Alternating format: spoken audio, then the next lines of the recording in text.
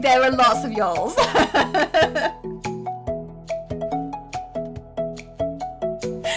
Oh my gosh. It's fine. It's fine. Everything's fine. You're making a pie. Did you say pie? Oh, no.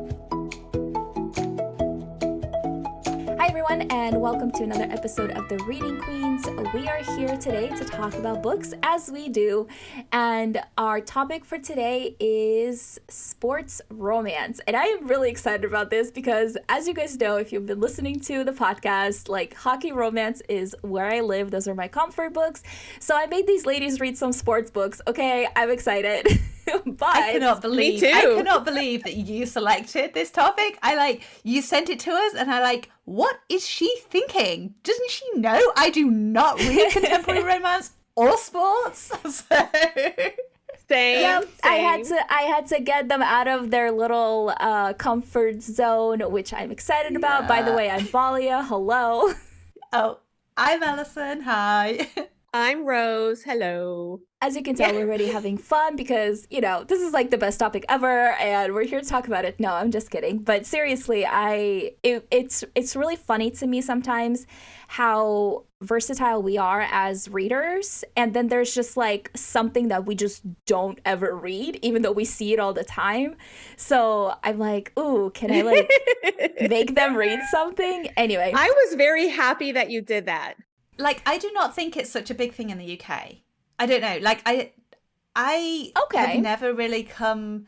So I have occasionally read, like, contemporary stuff in the past, but I've never really come across, like, sports romance in the UK. And then when I was, like, searching on Amazon and looking at different books, they're all US, right? They're all, like, US sports in US schools. That makes sense. Yeah, you're right. Interesting. Huh. I don't know, because I've read a lot of sports romance books that are like rugby and like stuff that's not specific. I guess the only ones I read as a kid were like pony club books because I was into horses. So maybe that counts.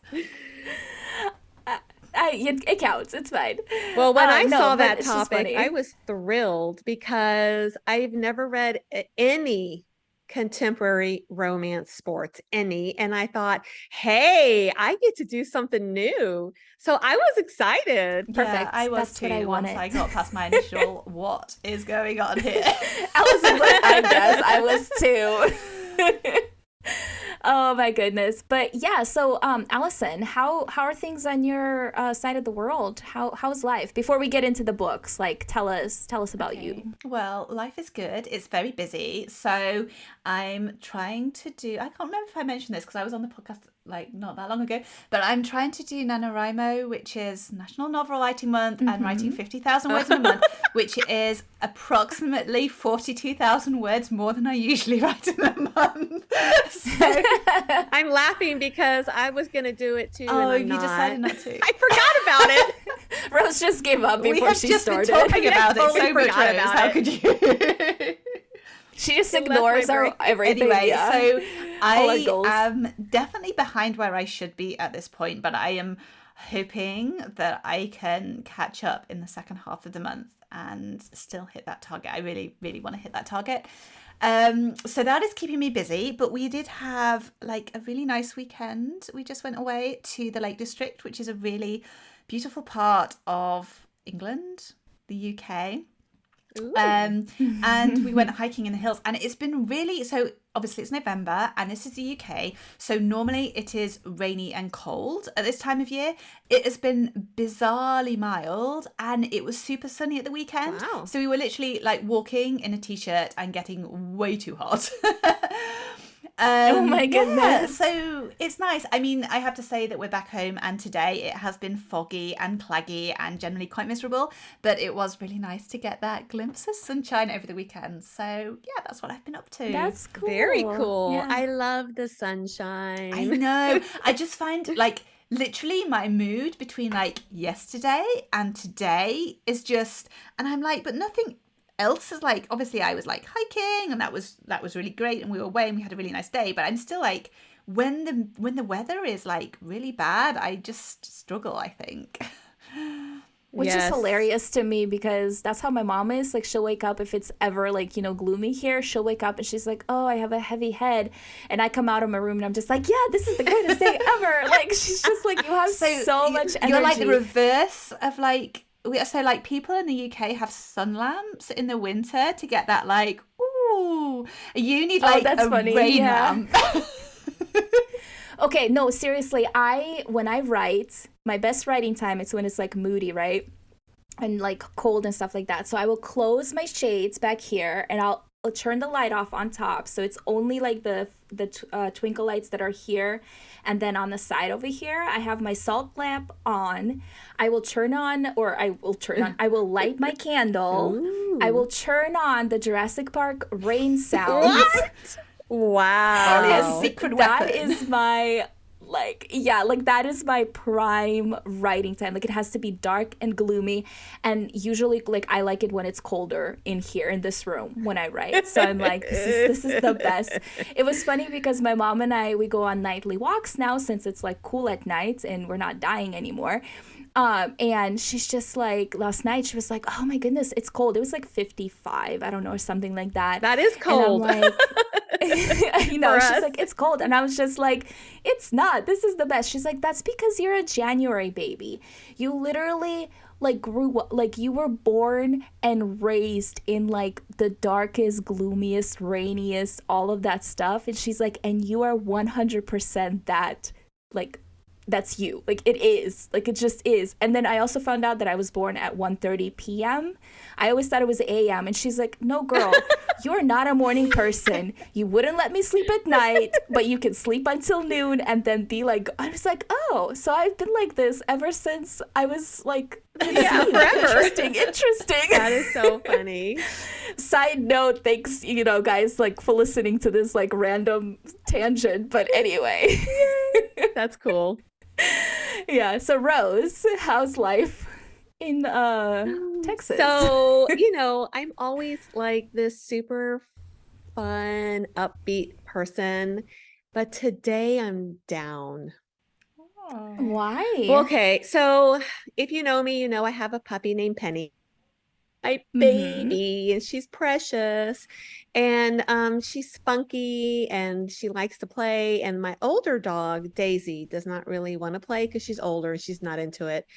And so I had this grand idea to get a puppy for Penny, and I did. And I was going to foster this puppy, Lucy. I call her Lucy, and just see how she would fit in with the family. And she came into our lives like a firecracker. I mean, this little puppy was 5 months, 7 pounds of aggressive energy, just out of her mind, aggressive. It was the funniest thing ever. She was scaring my little Penny to death, right? Scaring her to death, chasing her. And I'm like, oh no, this puppy is not going to work for Penny. And so I told the lady, I said, well, I will foster until we can find Lucy a home. So I have had Lucy for 2 weeks. And today she went to her mom, her forever adopted mom. And it was the saddest thing ever, y'all. I was in tears. Tears because Lucy and Penny started bonding. And I was like, oh no, they can't bond now. And they did. And oh my gosh, I'm just like down. Aww, and that's a bummer. Penny is right here next to me, curled up like a little ball, and she's totally down. Oh. And I'm like, oh no, I need another puppy. You immediately need to find another puppy. Yes. So I loved taking care of Lucy, and I taught her a lot. She became a little bit better mannered, and she got fixed. And I also think that kind of helped her chill. And so anyway, Lucy is gone, and it's gloomy outside and cold and a little damp and rainy, and Lucy is gone. I mean, at least it fits the aesthetic, right? For you. Like, what? But, the sun is starting to peek out a little bit, but anyway, she's gone. That's a bummer, but I'm glad that you were able to find her a home, because Yes. still, maybe it wouldn't have worked out long term and Yes. it would have been better. Her new mom came in from Corpus Christi. She drove in, and it's part of this whole network called the Schnauzer Rescue of Texas. And so she drove in, and, this whole week, I've been like sending her pictures and trying, getting her acquainted with Lucy. And so when she drove in, she was so excited, and I was so excited. But then when she left, that's when I was like, ah.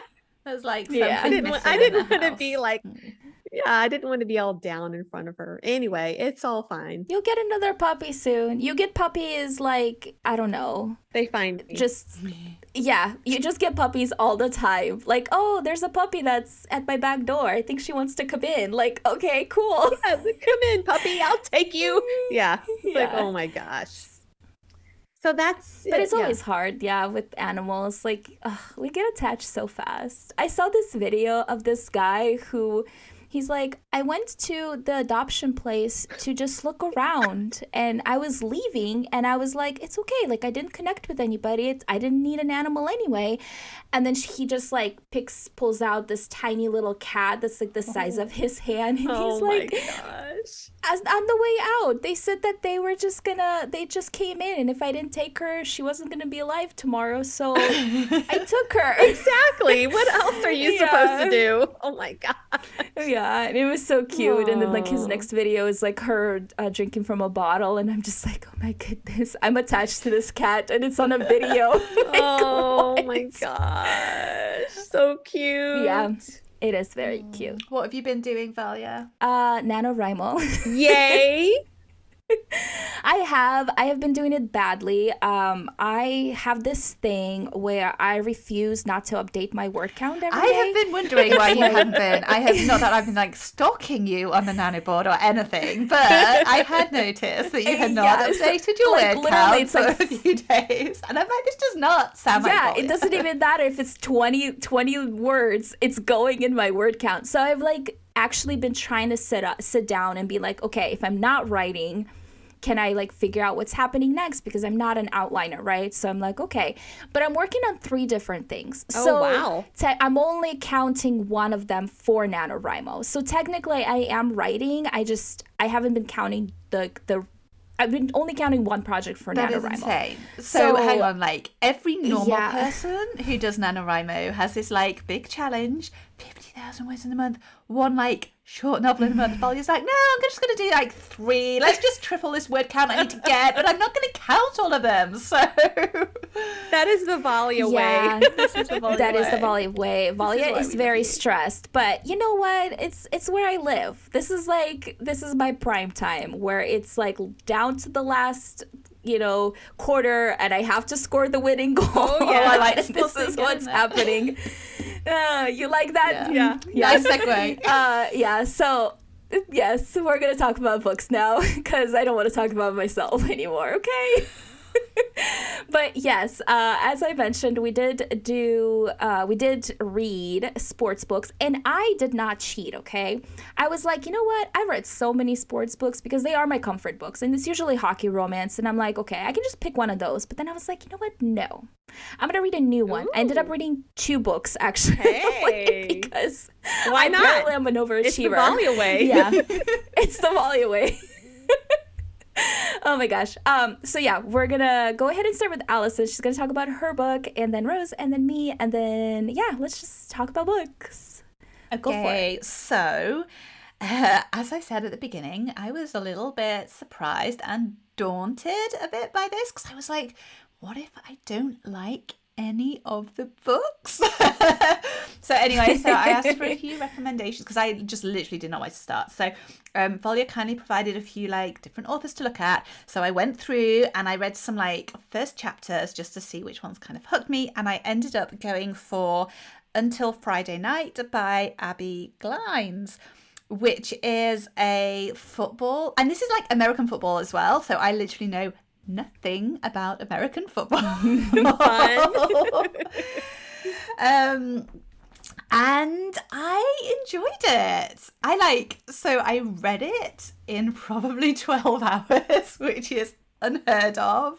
Oh, wow. Like, literally, I think I finished it the same day or the next day. I can't have finished it the same day. Could I have finished it the same day? I think I did. Nice. But anyway, so I got through it super fast. It was a super fast read. And I think... Okay, so I will tell you what it's about, and then I'll tell you what I liked about it. So... Okay. So it's dual point of view, which I guess a lot of these books are. And it's about Maggie, who's a new girl into the town, and she has this traumatic backstory. Basically, she watched her dad killing her mum. And what? Yeah. And so wow. following that, she I did not expect that. Yeah, this light-hearted contemporary romance. So she basically, after that, she stopped talking. So like basically her way of kind of coping with the trauma was that she stopped talking to anyone. So that was 2 years ago, and she's just moved into this new town to live with her and an uncle and cousin, and her cousin is like one of the stars on the football team. Is it Texas? It's somewhere south, in the south. Okay, because football is like king in Texas. Okay, go ahead. Yeah, I can't remember, but I know it's somewhere in the south, and I think they do have Texas accents. I don't know. My accents are terrible. Okay. Any y'alls in there? There are lots of y'alls. Oh, there you go. It's Texas. Okay, go ahead. Okay, so she moves in. She's like sweet, naive, innocent, never been kissed. And then West is this like cocky jock, football god, handsome, literally like has all the girls, has like slept with every girl in the school. Well, not quite every girl, but he's that like really cocky guy. But he has going on in the background, his dad is basically dying of cancer, and he's told no one, and he is not dealing with it very well. So he's basically dealing with it by like lashing out with everyone. And they have this like meet cute, which I feel is not very cute, but anyway, they meet at this like Friday night thing, and he like kisses her, which is one of the problems I have about this book, is it's like this completely unconsensual kiss at the beginning. Oh. And she is also not as mad about this as she should be. But anyway, he has his reasons. And so what happens is he ends up spilling his guts about what's happening to this girl because she doesn't talk. And so he knows that like, it's fine, I can just talk to her and she will listen. But anyway, she ends up talking to him because she sees his pain and sees his suffering and wants to help him. So you have this whole kind of, for most of the story, the only person she is talking to is this guy, and it's kind of a secret that they've got this communication. And there's other stuff going on. They kind of get closer, but Maggie's cousin, who is also like West's best friend, so there's like the best friend of the cousin. So her cousin has like basically insisted that all the guys like do not touch her, do not go near her, like just leave her alone, like she's been through too much, she doesn't need you, like you guys messing with her. So he gets super mad that they're like friends, and so it goes on as a romance. And I have to say that I feel like for me what I loved about it was like the characters. It turns out, I mean, I am a sucker for a traumatic backstory, so that is probably what hooked me. Turns out I'm also a bit of a sucker for a bad boy, but when only when he's got a traumatic backstory, though. Yeah, so I did. Yeah, so I love the characters. I have to say, like, the whole football thing just kind of passed me by. I just, like, that just was not, like, a big part of the story for me. It could have been, you could have had those characters, like, set anywhere, and I think I would have got the same out of it. But yeah, it was good. I think I didn't like the unconsensual kiss, and he is a bit, like, full on with her, which I was like... And there were a few bits where I was just like, I think you need to stand up for yourself a bit more, girl. So that frustrated me slightly, but she did stand up for herself in the end. And the ending I felt was a little bit abrupt in terms of the like whole kind of breakup makeup thing at the end. I'd kind of like that to have been a bit more drawn out and had a little bit more tension and stuff around that. But overall, it was obviously super readable because I just whizzed through it.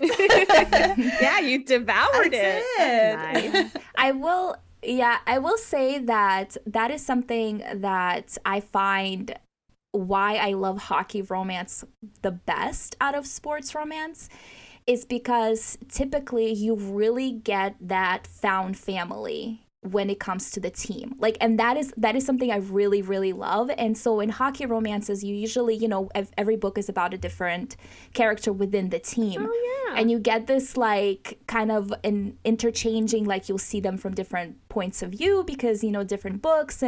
But then you also have this like really heavy team presence. Like there is a reason why they're a team. Like sometimes they live together. Like in my favorite series, the L. Kennedy series, they live at a house together. And so it's like they're like, I love that about the hockey romances. And the thing is too, like hockey is usually in college, so then you really can take that found family aspect a little bit more up front because these kids are out from their families and all that stuff in this setting. But it's funny that you read Abby Glines as like your first sports romance because I remember back before she became really huge, like her and a couple other authors were like the first like new adults kind of indie publishing big names. And she was one of the first like sports books that I read like during that time, and something that actually got me into like, ooh, maybe I can be an indie writer, like That's kind of cool. thing. Yeah. So I'm like that. I just found that really funny because I'm like, of course, Abby Glides is like a good introduction. Yeah. No, well, it was a good introduction, and she definitely like. She sets it up for the next book in the series with like one of the, or actually two of the other boys, and she sets that up really well. Like, at the ending, so. Yeah, the sports interconnected series, yes. Like, it's just so good. Anyway, I'm glad you had a good experience. Okay, that's all I'm gonna say. But now I need to give you like good books to read. Like stuff that I love, so you can, and if you don't love it, that's okay. Hockey romance. But anyway, Rose. So, this was my very first time to read sports romance, and I was super excited to do something completely different. And I stumbled across, I was doing all my researching, trying to find the right book. And I read the first chapter of, I don't know, maybe I did 4 or 5. And when I read the first chapter of Over the Falls by Jordan Ford, I was like, that is it. That is my book.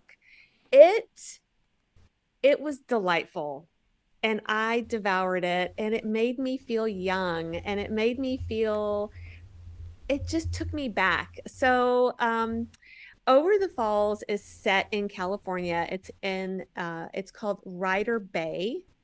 And this is book 1 in the Ryder Bay series. And it's a beachy read. So I am from Corpus Christi. It's a beach town. So this felt so familiar to me in so many ways. So the boy, it's dual POV. It's Aiden and Harley. And Aiden, the boy, he's this rich kid, and he lives on the side of town where all the rich people live in the big mansions overlooking the bay.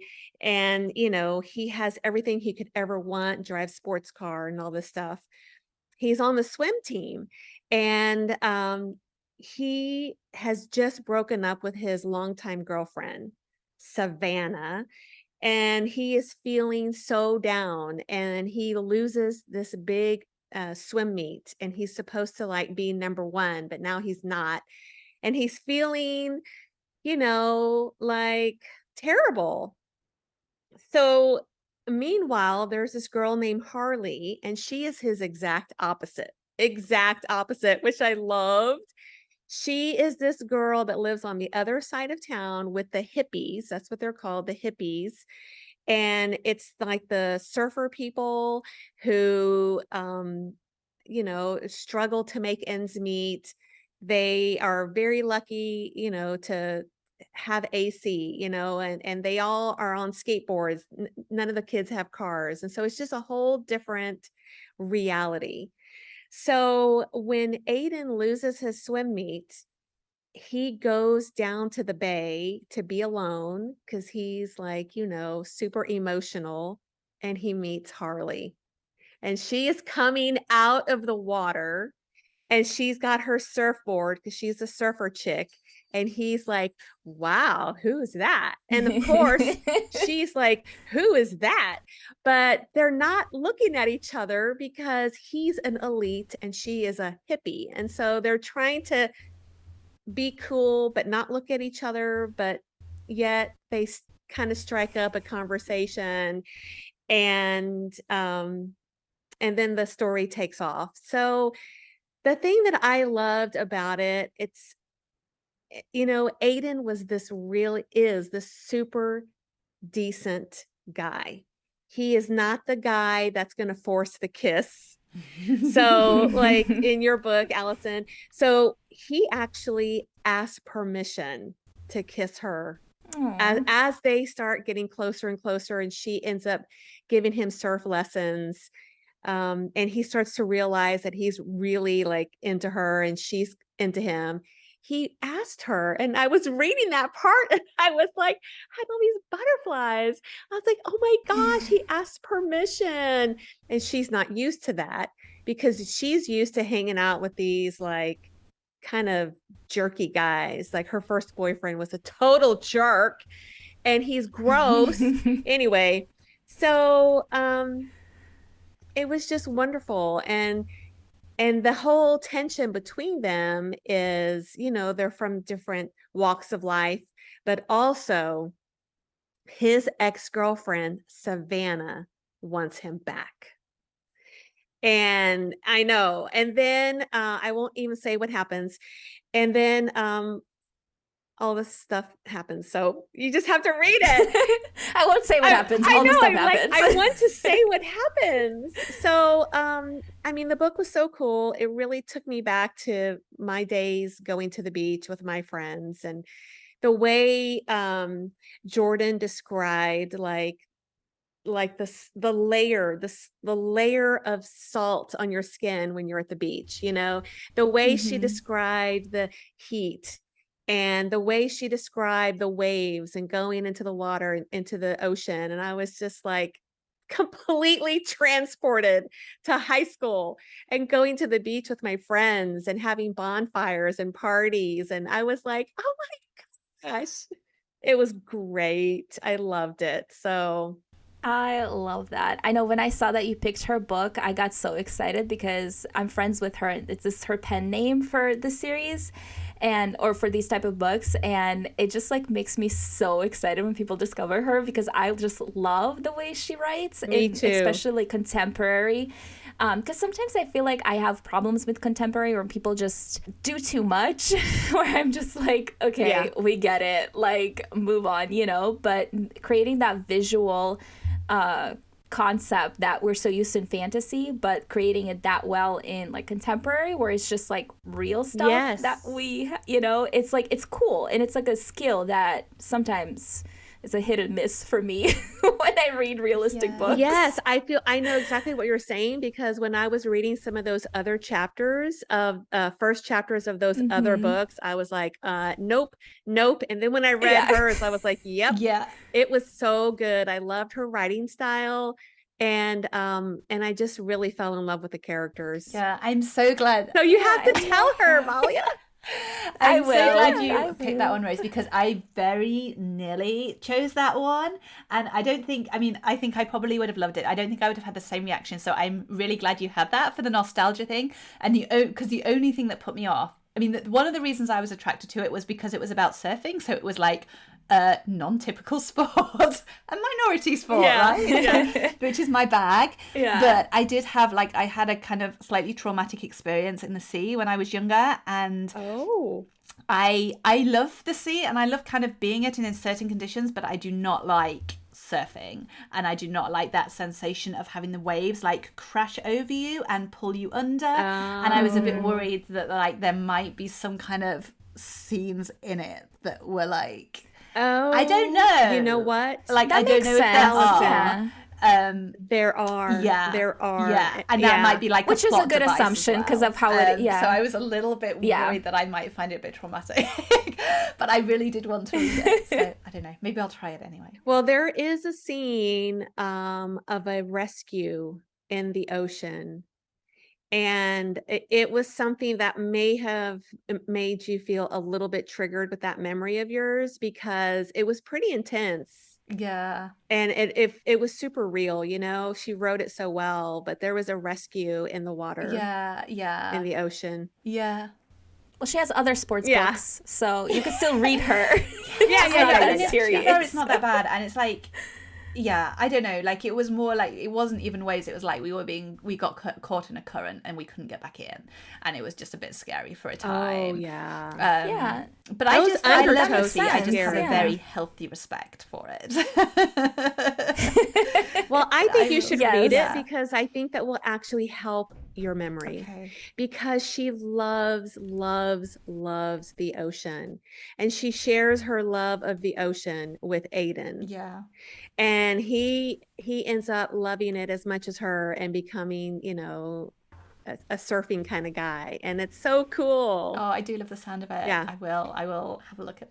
Yeah, it's super cool. And then she also sets up her second book in the series, because Savannah, her best friend is Skylar, and Skylar is Aiden's cousin. So another thing that in your book, Alison, like mine, is the whole cousins dynamic.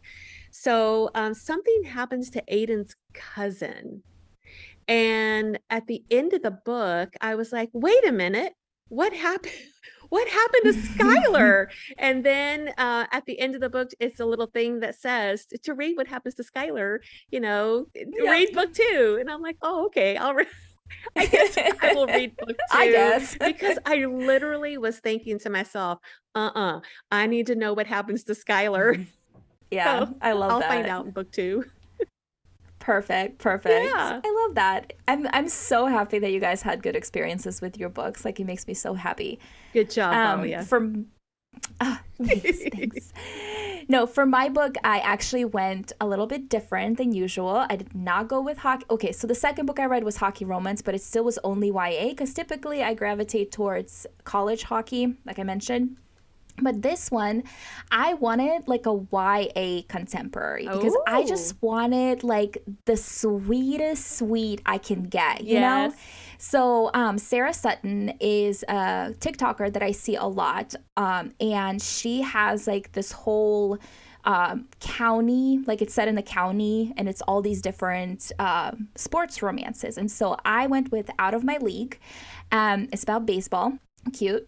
But basically it is a single point of view, and it follows Sophia, who is a school journalist, and right before her senior year, like right as junior year ends, the journalism program gets cut for next year, and it's because they want to build like a new bleachers thing for the baseball team. So she like hates the baseball team so much, and her boyfriend plays on the baseball team, and so she goes to a party, and he ends up finding that he's like cheating on her, and he like breaks up very publicly with her after she just found out that he cheated on her. Like, it's like a whole very, very embarrassing situation, okay?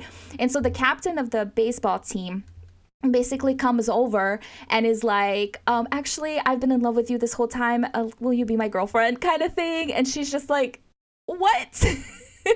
So anyway, they have a fake relationship situation. So he's like, I'm going to help you out. You can't just like say no because I kind of saved you. And she's like, I didn't want you to save me. I hate you. Go away. And so they basically set up a fake relationship so that it's believable enough for them, you know, that it wasn't just like a ploy to save her kind of thing. And then she's like, fine. And then I can use you for my article that I'm writing for back to school.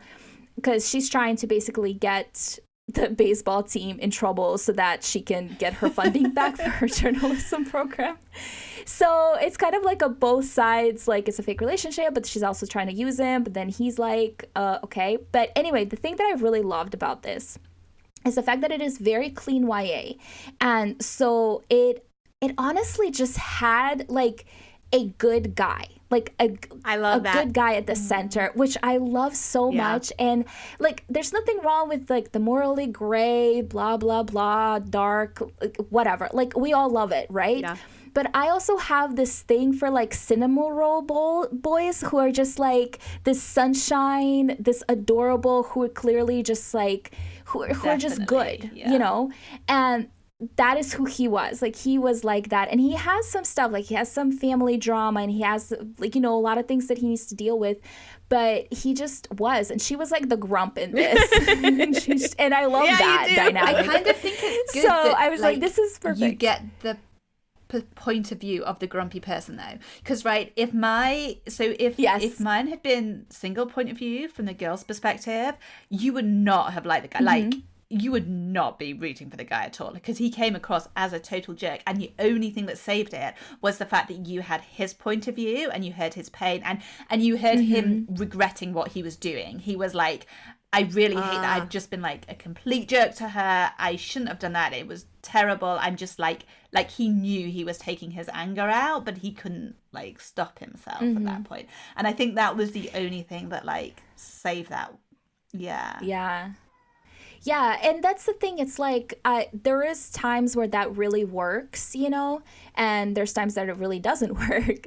But in this, like, sometimes I just get really annoyed with just like these crazy alpha males, because it's like, it's not believable, right? There's just not one type of male out there for, you know, if you're going to read this kind of romance, it's just not one kind of a personality.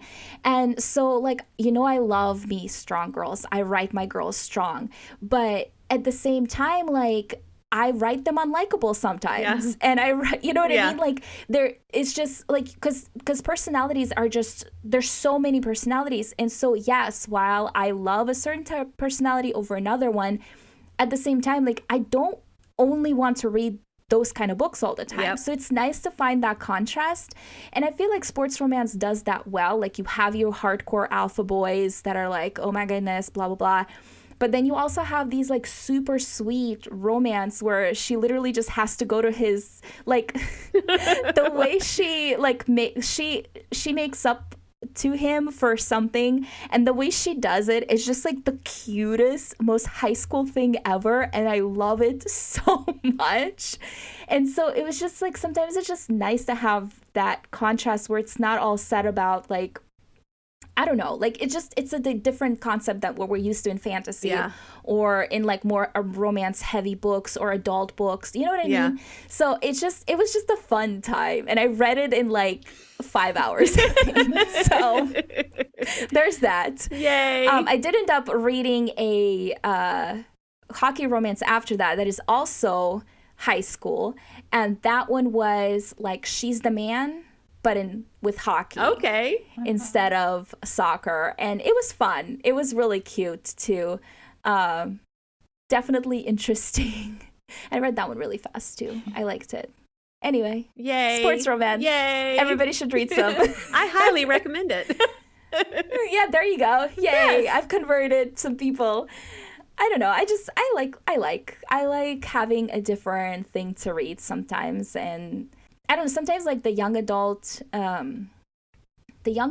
contemporary romances where I gravitate towards sports. Obviously, I don't read very many that are not, but I feel sometimes when they're really well done, you really, from a writer's perspective, you really learn about like characterization and how to write compelling characters, because that is literally the drive of the whole book, right? Because like in fantasy, yes, we obviously use our characters to drive the story, but the plot and the setting, they play a big part in that.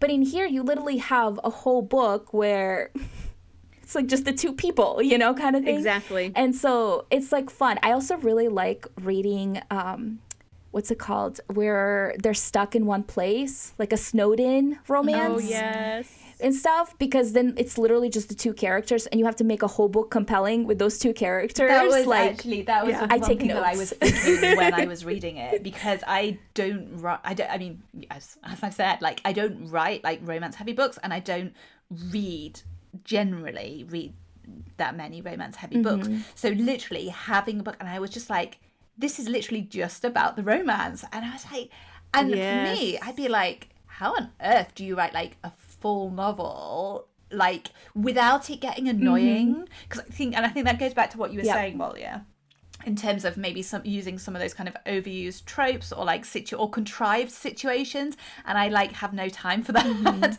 Whereas, and that's one of the reasons I enjoyed this book, because there weren't any of those kind of sort of moments where I kind of wanted to roll my eyes or something, you know, or sort of skim past it. Like, so it was great from that perspective. But I think it's actually like quite a skill to be able to do that. Yeah, I thought the same thing when I was reading. I was like, wow, this book is a full-length novel. I can't remember how many pages, 300 and something. And it was so complex in a simple way. And I was thinking about that, like every single scene is just them, you know, surfing, or maybe they're going to go grab a bite, and then a scene of him at home with his family, and then her with her mom. And it was like, wow, that's amazing. I think I really learned a lot about writing by reading this book. You know what I mean? Just the different ways to develop your character and show a story. And, you know, you don't have to go raid the armory or anything. Right. Or, you know, you don't have to like have a knife wielding course, or, you know, work on your powers. It was like, so, it was really, really cool. Yeah, I think like when I read these kind of books, I tend to take notes when I like see something and I'm like, oh, like this is like a good way to tell this story or approach this in the way. And then if you put that into like a fantasy setting, like that's going to elevate your writing so much, because, you know, sometimes you'll read a fantasy, like just read a fantasy where I'm like, I don't care about any of these characters. Like literally if they all die, I would just be like, cool, bring new people that am I going to care about, because they were so focused on making this like fantastical that they just forgot about the character part, you know, and that happens. And that's why sometimes I have troubles with fantasy books. And it's not just fantasy, like sci-fi stuff, or even in thrillers. I'm like, okay, if I need to be afraid for you, like to solve this murder or being haunted by this, I need to care about you as a person. Like, I get what you're trying to do with the setting and plot, but like, make me care. So I feel like reading that's just like stuff that is actually just romance or something, like even like women's fiction, you know, a lot of that's characters, that's where you live. And so I'm excited that you guys had a good experience with it for sure, and that we had this conversation. Me too. That is all. I'm gonna stop talking now. Thank you for pushing us out of our comfort zone. Okay, actually I can't stop talking. I have to wrap it up. But yeah, so thank you so much for indulging me. You guys are awesome. But yeah, if you guys have read any sports romance, or if you need some recommendations, clearly we gave you some. I have a ton more. Come ask for more recommendations. Come hang out with us on Instagram at Reading Queens Pod. We're also on Facebook under the same handle. We are on Apple Music now. I mean, we've always been on Apple Music. Now we're on Amazon Music. Let me get that right. So literally every single platform available for podcasts, we're there, so you guys can listen to us wherever is easiest for you. Make sure to give us a star rating or a review before you go, and then be back next Wednesday because we're gonna have another very fun topic to talk about. And yeah, I guess we didn't talk about what we're reading next, but that's fine. This is it. The end. Bye everyone.